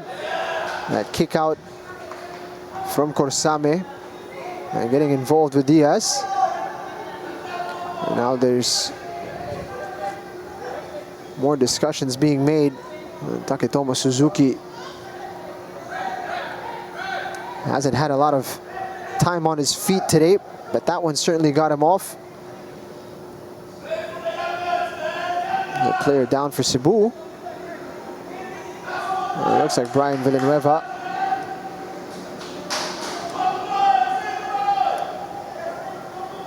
And fourth official certainly in the ear of Samuel Mendoza. And Brian Villanueva here caught by the goalkeeper. You expect he'll be all right. Now there's a discussion being had here. Samuel Mendoza is going to speak to fourth official, Chris Melcayabyab, after hearing reports of that entanglement in midfield. I imagine this will be a lengthy discussion given what happened also in the dugout from Coach Suzuki of Tuloy.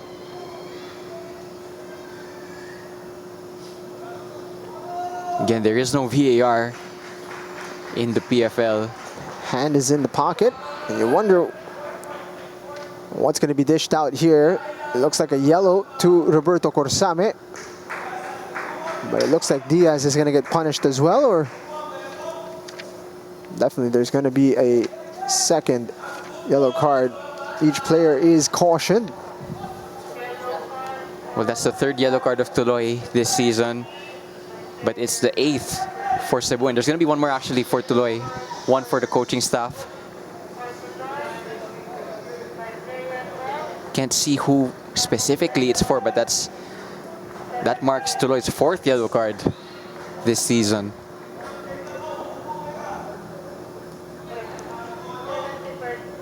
Things getting a bit heated.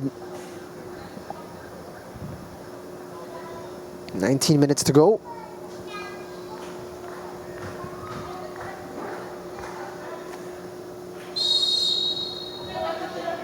Because you can't be too disappointed if you're a Tuloy supporter. You want to see that fire from your players, even if they are chasing what seems to be a lost cause. And I think for Tuloy and the Tuloy team, I think they acknowledge that the scoreline is really steep, but they'll want to make the scoreline just a little bit more presentable, because at 4-0, it's a really grave sight. For Cebu naman, I think their main goal would be to preserve that clean sheet, which they haven't had much of this season.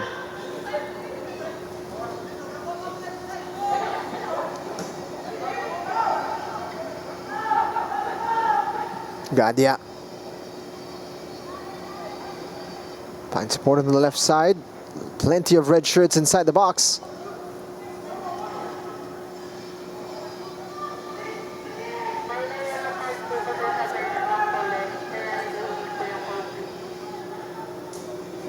was Cebu. Still with that high pressure. Navigating it well, Tuloy. Diaz. That's a great recovery from Sudo, and Diaz needs to be careful now. He's walking the tightrope, and you can tell he's visibly disappointed and frustrated out there. Yeah, it looked like a foul out of frustration, but good work again from Sudo. Working really hard off the ball. Again, that's how he got his own goal, because he won back the ball in the penalty area of Tuloy. And yeah, as you mentioned, any more fouls could lead to something more. And surprisingly, we're not seeing a lot of movement on the bench for Tuloy. Meanwhile, Pinto, Nadel arriving. Gets it wide, Villanueva. Sends the ball in. Diaz brought down.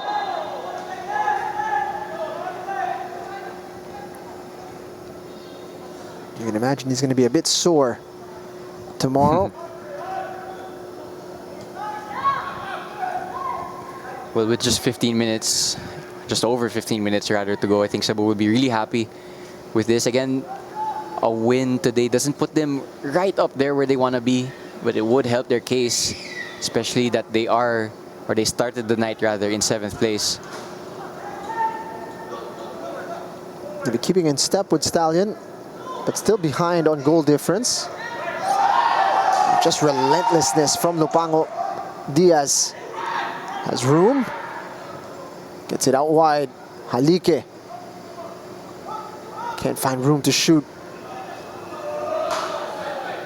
Diaz getting to it, and he could get sent off. Well, that's a lot of leniency from the referee, that he's not reached into his pocket again. He is right on the edge, peeking over.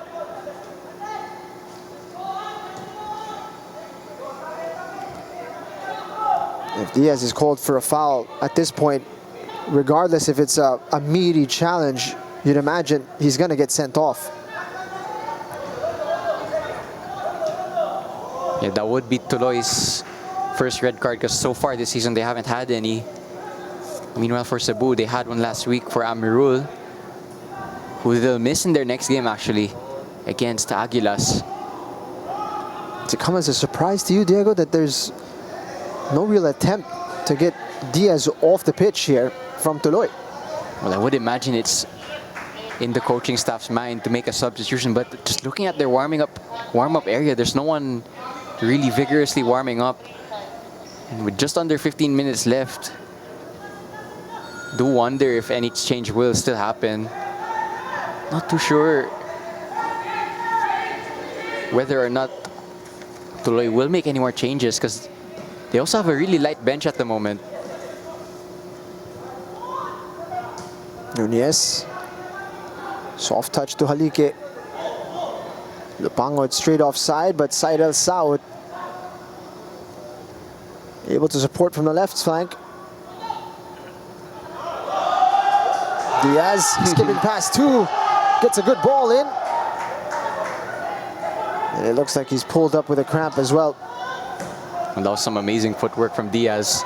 A bit too much for him physically. Still stretching his legs. Halike gets it wide. Urakoy pulls the trigger. Left-footed strike is over.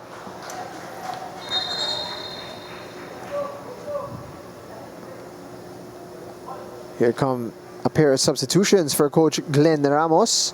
Leo Makiling is going to enter alongside Glenn Thomas Ramos.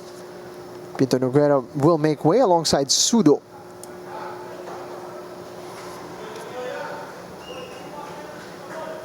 A good outing from Sudo. Has a goal to his name. Be happy that he ended the night. Adding to his stat, here was that good footwork from Diaz. Again, he did cramp up after. Just do wonder if fatigue is starting to settle in this Tuloy team. Glenn Ramos.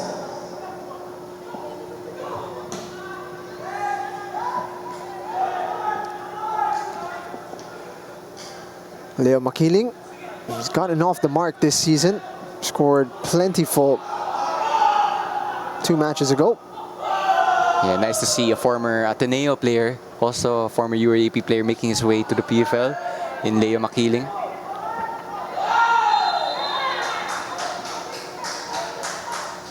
Called for the tug. Gadia.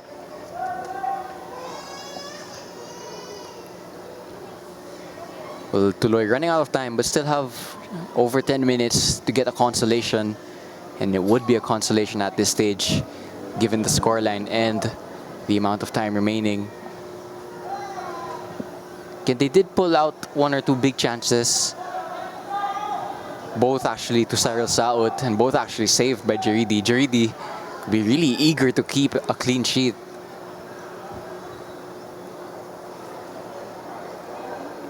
Opportunity here from the set piece. Can they do better than striking the upright like Cyril Saud did not too long ago? Cyril measuring this, could go direct, and he does. He's wide of the target. Yeah, it was quite some distance. A free kick from there would have to be perfect, especially against a goalkeeper like Jaridi.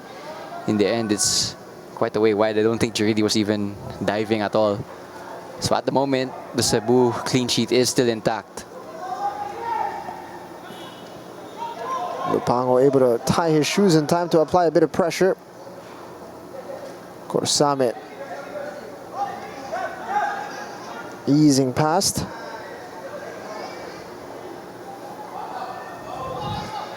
Well, interesting. It looks like Noah Ledo is going to get the full game as a midfielder. Do wonder if that's something that Coach Glenn Ramos is thinking about also in the future games. Usually a center back for club and country, Noah Ledo, but has done an okay job as midfielder tonight.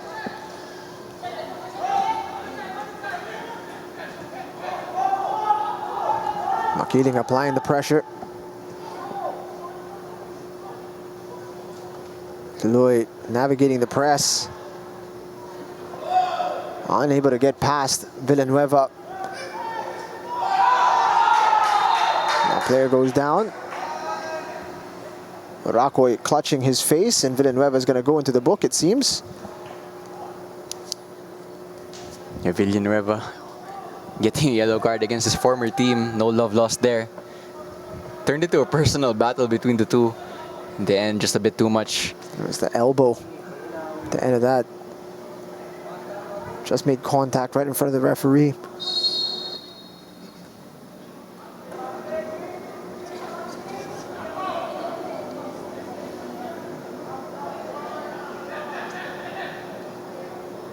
Again, the next match for Cebu is a tough one. Aguilas, as they're in here. Makiling pulls the trigger early. Blocked by Antilo. Can they get a second bite at the apple? Well, what a chance that was for Makiling. In the end, it was saved by Antilio, who makes a poor clearance afterwards. And Halike just gives it back. Cut back. Makiling getting his foot in. Nunez gets it up into really a dangerous area.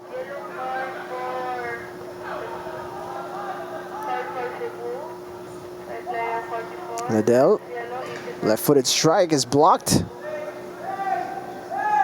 The danger taken out of that one. Well, that all came from poor build-up. First, it was the poor clearance from Antilio, then Halike giving the ball away. Can just see some drowsy legs at the moment for Tuloy, losing that energy. Oh, opportunity for Tong. Just needed to get his touch right. Well, what a substitute appearance it has been for Tong. Again, came on in the first half, not usually when you see substitutions, but he's made a good case to start the next game. Tuloy giving it away from a throw-in.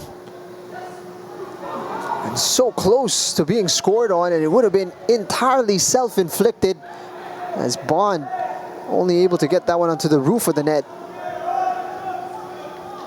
With errors seeping in now for this Tuloy team.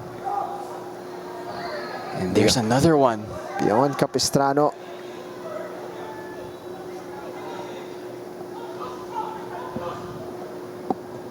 Tong getting it into the danger zone.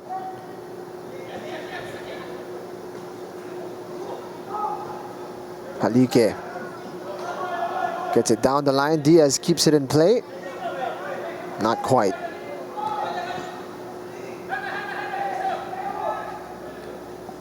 Well, again, Tuloy actually don't play for 2 weeks, so they could do with that rest. Again, I believe the match is next week. It's only going to be triple header, so there are going to be quite a few teams in the PFL that will get a rest.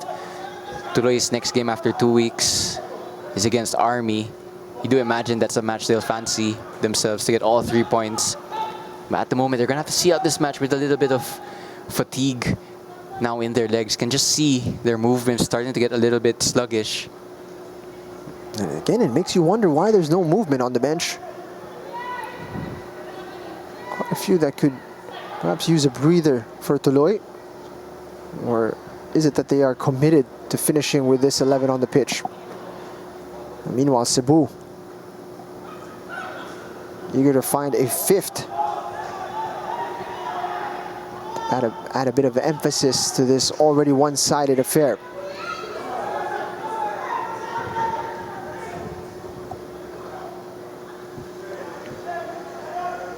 But Tuloy is still dedicated through that style of playing out from the back. But there it is, it bites them again.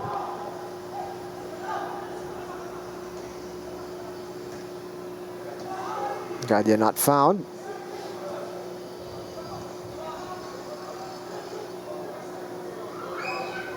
Villanueva slowing things down for Cebu. It's a reset all the way back to Juridi.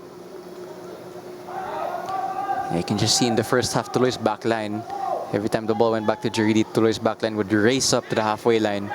There's none of that energy here in the dying moments of this game. Ramos was sending that one into the middle. Lupango cushions it. Nunez out wide. Urakoy.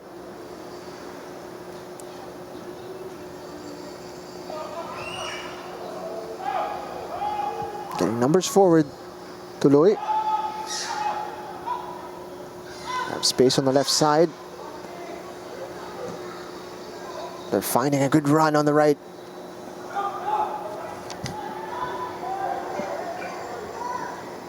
Cut back, Lupango. Nunez sumusuporta. It's a great strike. On target, but into the hands of Juridi. Yeah, Juridi will really want to keep that clean sheet.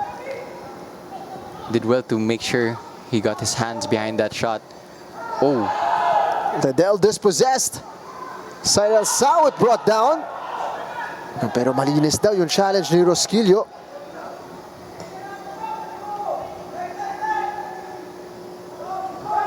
Well, for a moment there, you thought shot was on because Juridi was also not in his goal line. In the end, Cebu go away unpunished. So their clean sheet is still intact at the moment. Tadel breathing a sigh of relief. Yung pasa niya yung napamigay. Urakoy, the burst of speed, chance for Cyril Saut. And Juridi.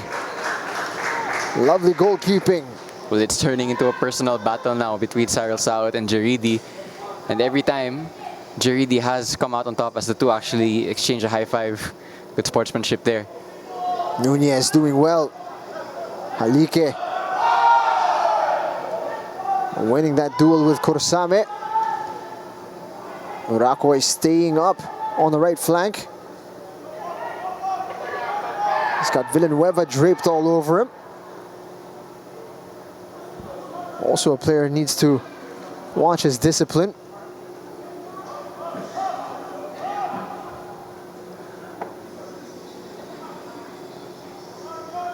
Halike spots the run, is on the swivel, just couldn't get his technique down. John Diaz Well, the Cebu backline was expecting that offside flag to go up, and it never did.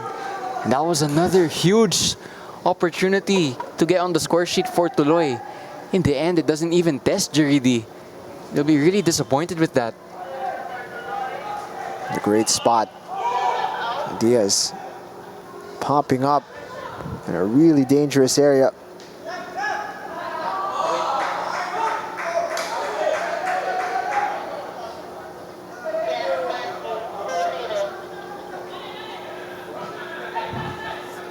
Well, you do imagine Tuloy would be ruining those chances because they had the chances to get on the score sheet.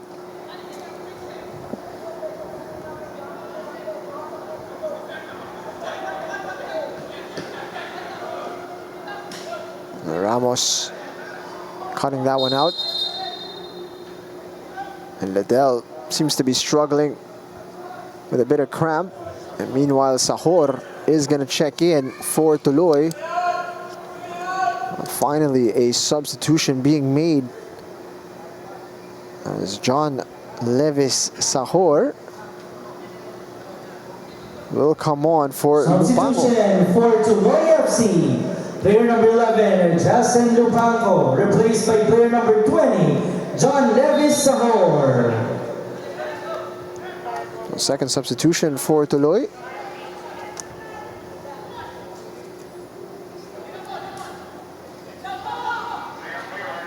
Cyril Saud. Ambitious attempt. Yeah, would have taken something special to beat Jaridi from there. Jaridi almost looked offended by that.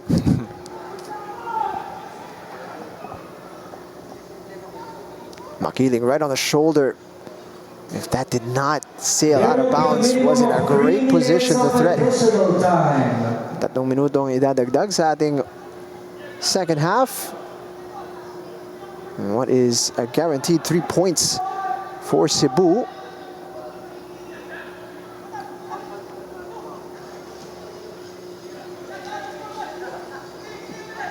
Urakoy gets it back to Halike. And there's a lot of room for Bond to exploit. He's got Tong in support. Makiling is arriving. And he's tried to cushion that into Gadya, who's overrun it. Referee getting in the way of that pass from Tuloy, to the frustration of the Tuloy bench.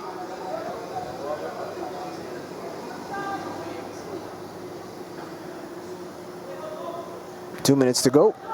Tuloy still chasing that consolation.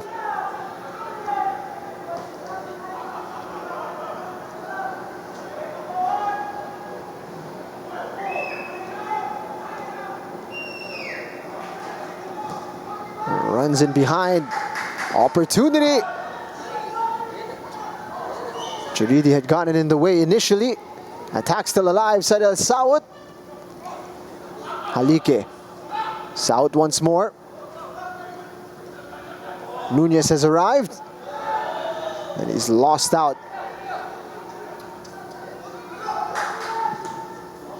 And cleared away by Jaridi. And might actually start an attack. Nunez has cramped up. Tuloy is down to 10 for the time being. Meanwhile, Halike has possession.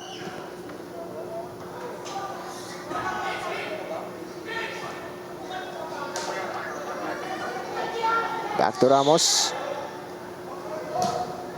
He's looking to get it into the path of Gadya.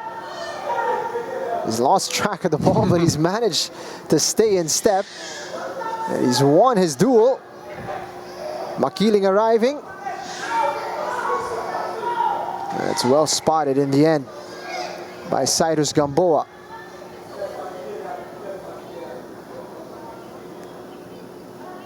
Final opportunity for Tuloy. It's a great pass, and what a stop from Jaridi. Well, it's those two again, Cyril Saud and Jaridi, dueling it out, and Jaridi once again with the world-class save from the world-class goalkeeper. Dalawang linggo mapapagnipan nitong si Cyril Saut, si Jeridi.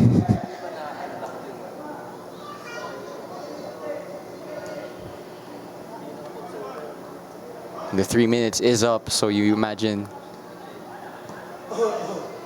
that the referee will blow the whistle at any time. And Jeridi's heroics keeps the clean sheet for Cebu FC as they take home all 3 points. An important win to keep them within step of the chase to finish in the top 6. Glenn Ramos will be quite pleased with a professional performance from his side. They got the job done against a Tuloy FC that were tricky, especially in the second half. But ultimately, Tuloy blanked on this one. Cyril Saut coming close on 3 separate occasions. But Cebu, one-sided affair in the end. Yeah, Cebu will be happy that they boost themselves with 3 points, 3 crucial points. Again, they have a very tough run of fixtures after this. It's Aguilas followed by Maharlika. So this 3 points for Cebu was really important, so they keep in touch with the rest of the teams above them.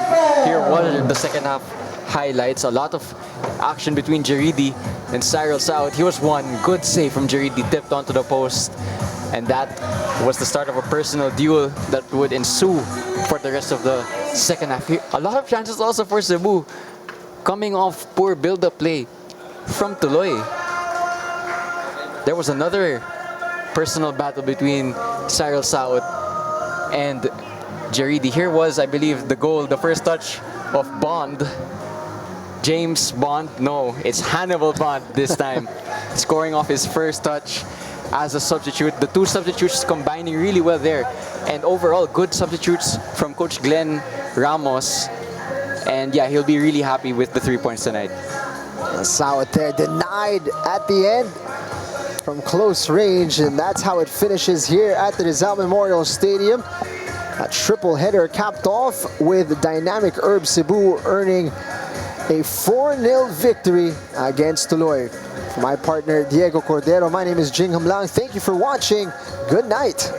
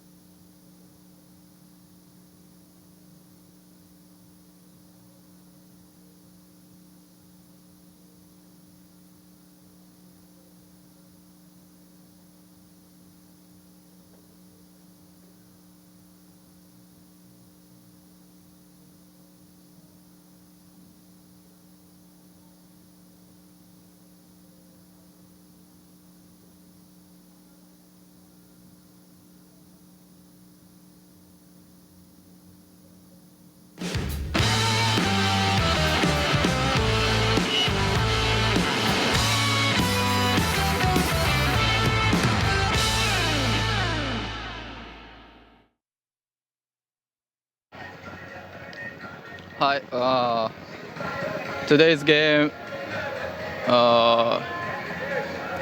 it's an important game for us, but we have to more score. But we scored 4 goals. We need to improve next week, because next week against Aguilas, we have to win. That's why, yep. your message to the fans? Thank you for coming, our supporter, and watching on YouTube our supporter. Thank you.